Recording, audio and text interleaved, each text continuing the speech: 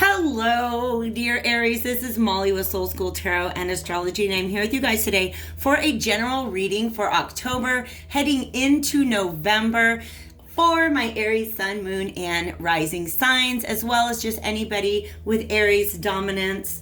Anybody really. If you resonate with the title of the reading, you can ignore the date and the sign. Let's just get it out there to you. How's that sound? Okay, so this reading is going to take us through a Mercury retrograde from October 13th to November 3rd. And I just kind of felt like dropping that because it sounds like you guys are going through a lot of, well, let's just say it, reflection. Okay. And I think you're reflecting on some pretty deep issues, which is actually the perfect thing to be doing during a Mercury retrograde, especially in Scorpio. You guys are really digging deep down to understand why you act one way in certain situations and another way in other situations. Okay, so let's dig into that a little bit more. I am in the practice of getting a few cards on the table so I can get a good look at the general energy of the reading before we start, but I will pull out some more cards to clarify. And to tell you the truth, since this is the second time I'm recording this video, I do not remember if I told you already that there will be an extended link in the description. If you feel like you're driving with it and you want to know more, you can follow me over there at the end. So regardless, let's get into this. These three cards came out for your overarching energy. And what I think is really interesting is how very similar these two cards are. To me, this is the same person, but they're acting in very, very different ways because they're in different environments. Does that make sense? Right? We all do that.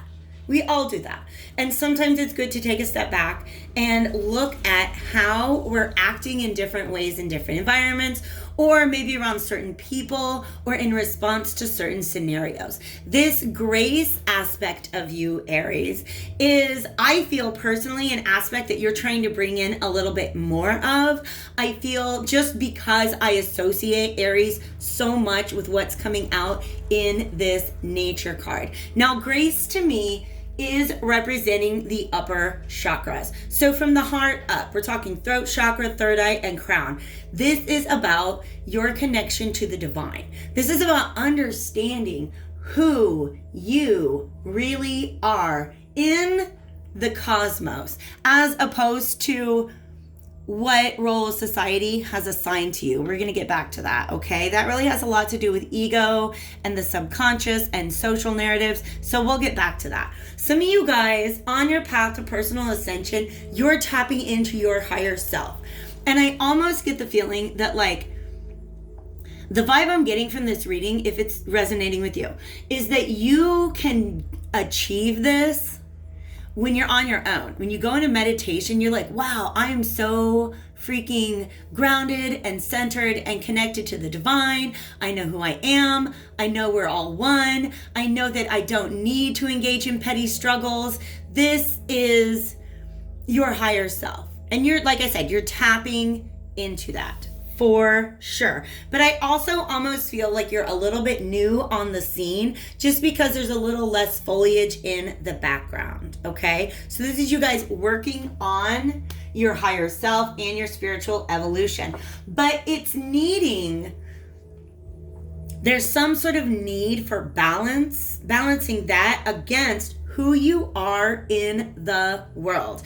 And also, what I like to call maybe a little bit more animalistic nature, all right? So Mars is the sign, pardon my language real quick, you guys. It is the sign of feeding, fucking, and fighting, about getting your basic needs met. It is about exerting your power. It is about drive and desire and passion. And all of these things are still legit, because they still exist in your world and they still inform you, and you don't need to turn away from these things altogether. But I feel like some of you guys are beginning to see a larger pattern of how some of these lower chakra energies, in other words, your solar plexus, your sacral, and your root chakra, how some of those energies are still kind of pulling you in a direction. I think sometimes you guys, I think you're beginning to observe that you react to certain things, maybe out of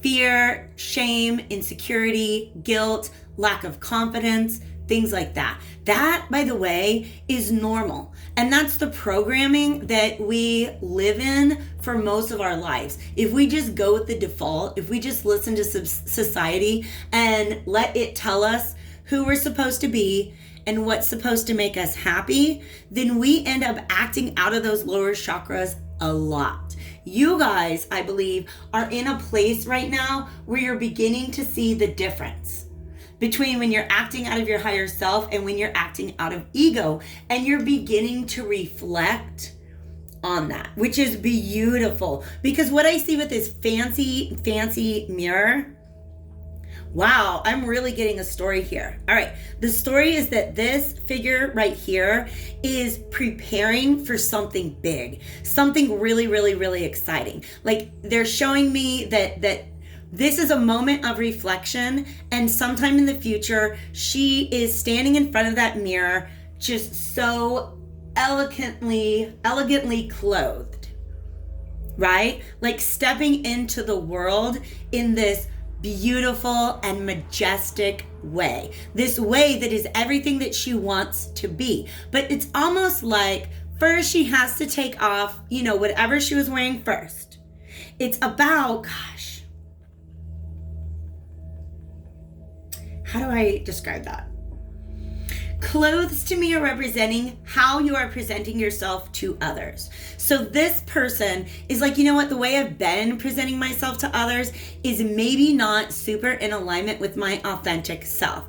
The authentic self here is represented by the nudity. Ooh. And we got that coming up in our tarot underneath. That nudity has to do with your authentic self.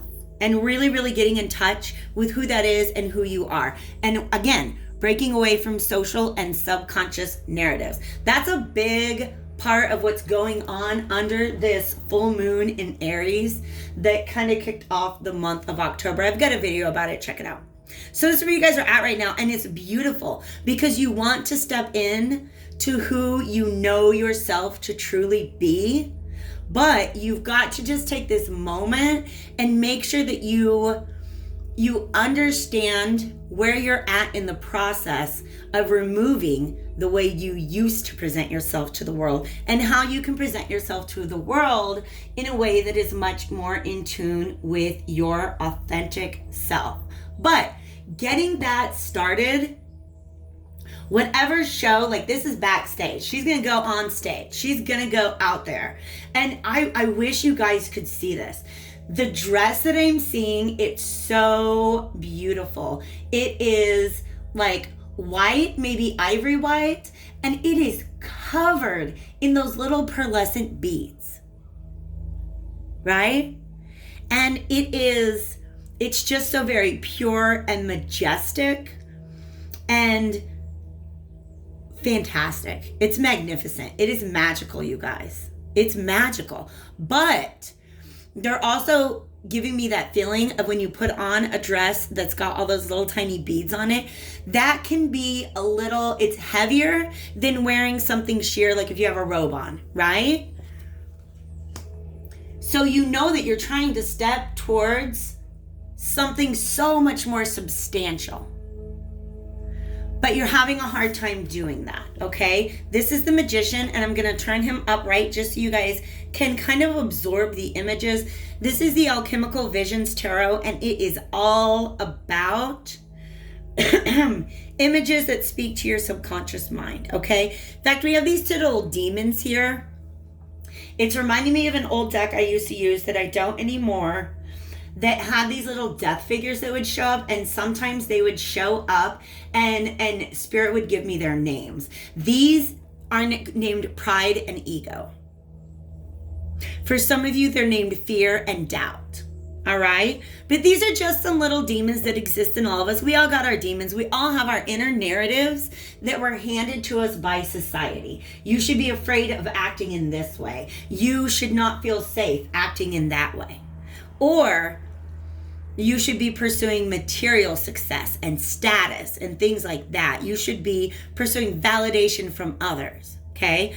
Those are narratives that get handed to us in childhood, and we internalize them, and they become a part of our script, and we continue acting them out until the point that we become aware of them and flip the script. Literally rewrite the script, have a change in wardrobe, and then get back there on the stage and get ready for the next act. You're having a hard time getting ready for the next act, and what they're showing me, especially with the World card reversed coming up next, is this beautiful Ouroboros. An Ouroboros is a symbol that shows up throughout different type of mythology, and it represents this endless cycle of death and rebirth. Specifically because it's a worm, a snake image, that's representing ego to me. In other words, the death of who we used to think we were, i.e. our old clothing, and the birth of a new vision of our true selves, which is the fancy beaded gown.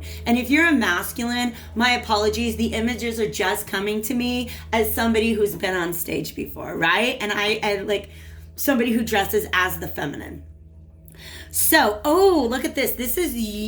Oh, I love this picture. It's talking so much. This right here to me represents a little bit of your shadow self.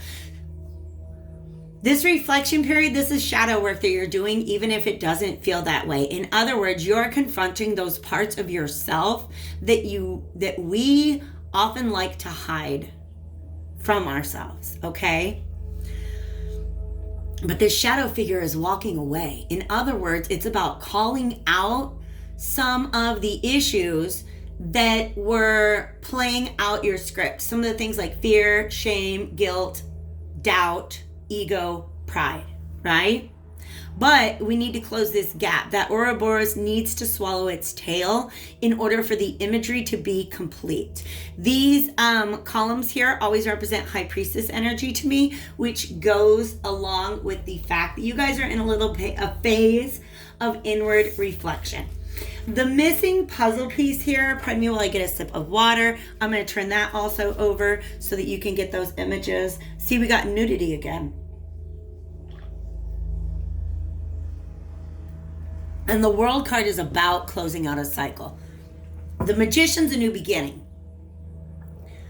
The Ouroboros, right, needs to, in order for this new beginning to come, the Ouroboros needs to swallow its tail. We need to complete that circle. The world is a complete circle. So what this is showing to me is that in order for you to leave behind those old garments.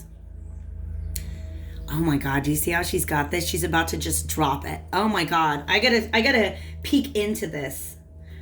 I love this image right now. Every time I look at these cards, you guys, it brings me something different. Do you see how she's peeling back that old layer? I love it. There's just one small thing that you guys need to leave behind. That's all. In order to close out this cycle. And we're going to get out some clarifiers to let you know what that is. But it has something to do with something that you need to admit to yourself about who you really are. And I have to tell you guys something. It's beautiful. It is beautiful. Whatever it is, it's freaking beautiful.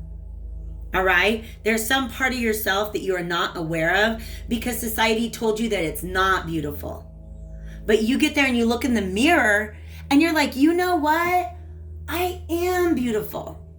You know, it's just the way, you guys, I was raised with a terrible self-esteem and a terrible body image. And I grew up in a small town and I was the chubby girl and the skinny girls were popular. And then here's what happened, you guys.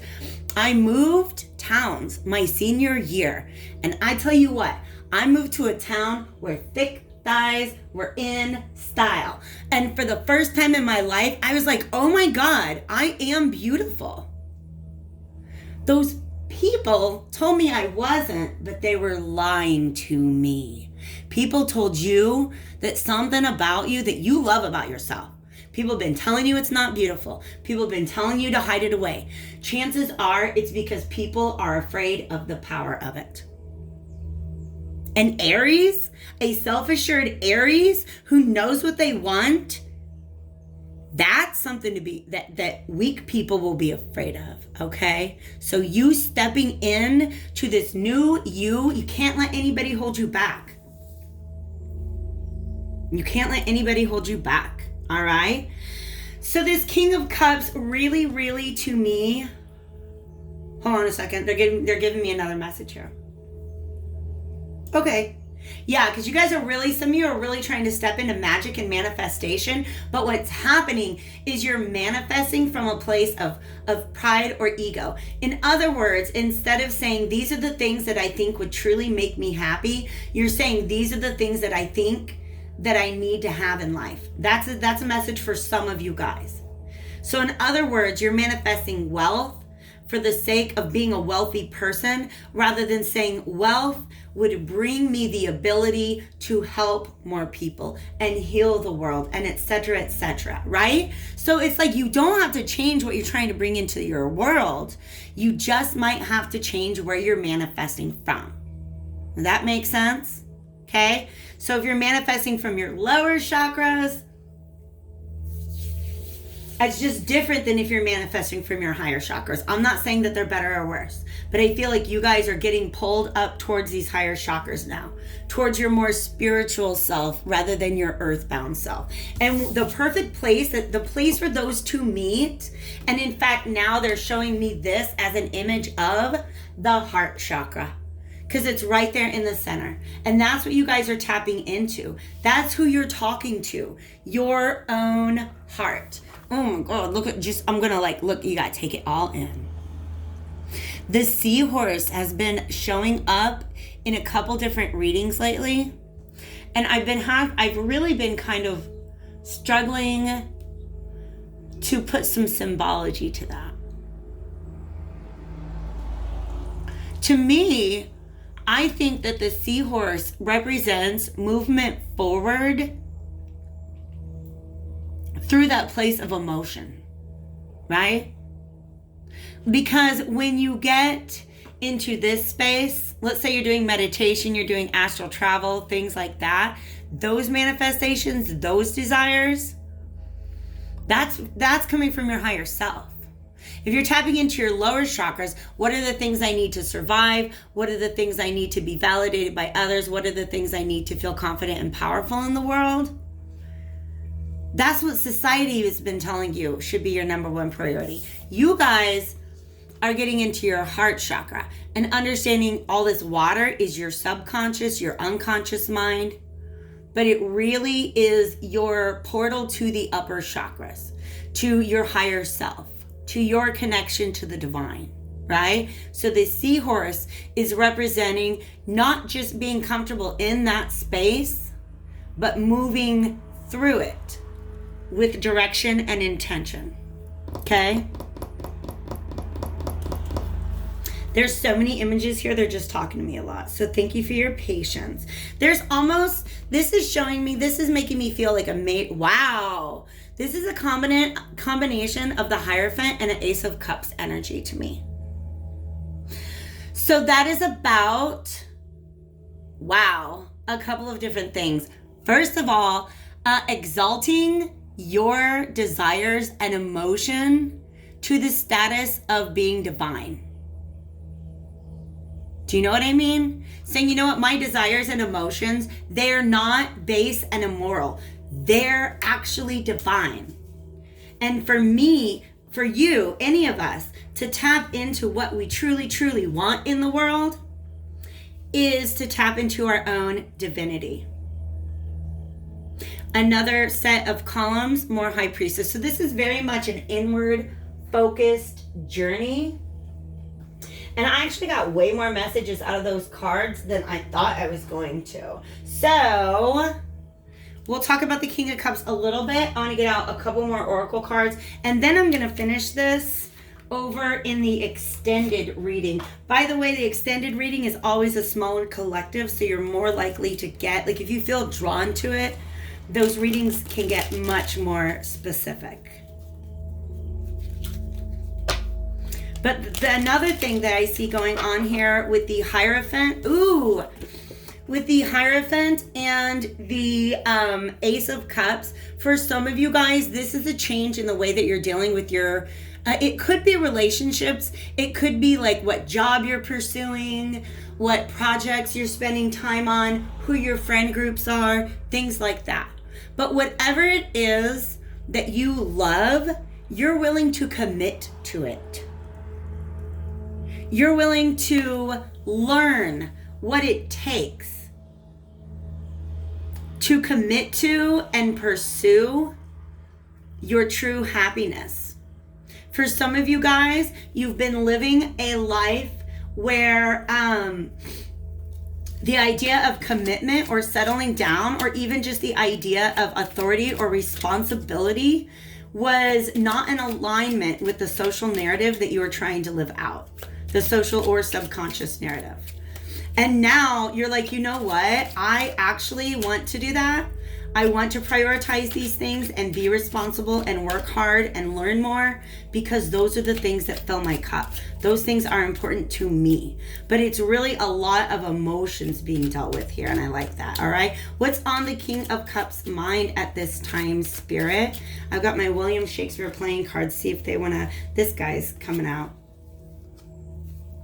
Lord, what fools these mortals be. Some of you guys are looking around at the relationships that you got into because they're in alignment with your lower chakras. What makes me feel safe? What do I think I need? What validation that I need from other people? What gives me courage and confidence and power in the world? As opposed to, who am I truly? What is my divine light in this world? What is my purpose? What gifts do I have that I can bring to others? What truly brings me happiness and fulfillment? Those are the new questions for you to ask. And some of you guys with this Seven of Wands, you're really having to block off some of the people in your environment because they are acting a fool. They are in alignment with the lower chakras. And some of you guys are really beginning to put up boundaries and walls to certain connections and relationships because they are grounded in our base desires. All right. Do we have any other messages that we want to leave Aries with before we head over to the extended reading? Ooh, this is a Seven of Swords. Some of you guys, this Romeo, wherefore art thou Romeo? A rose by any other name would smell sweet. I literally just watched this not too long ago. In this, it sounds like she's like saying, Romeo, where are you? But wherefore means why. Why are you Romeo? Why do you have to be Romeo? Why can't you be somebody else? Because if you're somebody else, we could stay together. There would be no problems. Some of you guys are looking around at your friends being like, why are you going to be like that? If looking around at people in your life and saying, if you were not so ruled by fear, shame, guilt, etc., we could be friends. But it's not like that. Some of you guys are asking yourself, lower self, why are you there? Why do you exist? Ego, shame, guilt, fear, doubt. Why do you still exist in me? And I'm going to tell you the truth. You guys are looking in the exact right place for the answers. You're looking within. This is beautiful. I'm going to give everybody a hug and a $5 gift card to Starbucks if that's your thing. I want to reward you for the hard work that you're doing. Hopefully this reading has been reward enough. If you guys want more of that, hit me up at the link below. Otherwise, I will see you guys again back here soon. Take care.